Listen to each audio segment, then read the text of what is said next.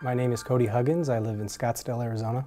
My father's name was Glen Huggins. My dad was a great guy. Unfortunately, he liked booze and drugs, and that's what got him in a lot of trouble. You know, did a couple years, and then he'd come back, and he would either violate his parole or, you know, do something silly again to get put back in. So just a vicious cycle. The last time he got locked up, I didn't see him for 8 years. I get a call from my grandma that says, your dad's not doing well, he's in bad shape.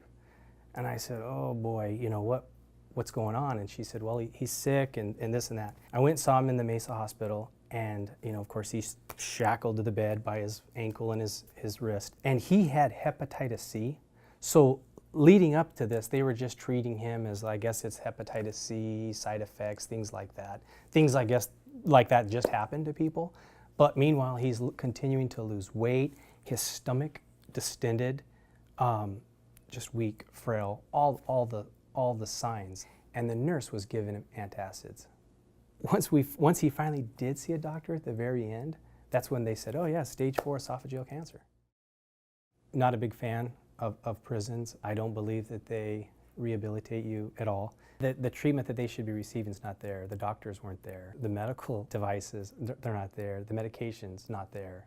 The last time I saw him in Tucson before he was released, I thought that was the last time I would see him. He was so weak and so tired that he just placed his head on the table. You know, there were times that were a little scary. You know, is he taking a breath? I mean, he was that bad. He was very frail. And I would say, well, Dad, are they giving you anything? Are you on, like, no, son, nothing. You look at that and you just think, it's just not fair treatment. I went before the clemency board and gave them my, my side of the story for the family, spoke on behalf of the family. And Governor Brewer did sign it, and he was released. So we had him for exactly 7 days before he passed away. You know, I don't know why my dad couldn't see a doctor until the very end to diagnose and say, well, yeah, he's got an imminent terminal. I don't have a medical degree, but I could say that. I mean, if you've seen somebody with cancer, you know that look.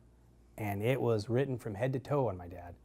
I think the policies definitely need to be set different to where they are receiving the help they need. You know, if you have an inmate that has a disability, he or she should be receiving that, you know, the help. They're all in for various reasons, but while they're in, they're still humans.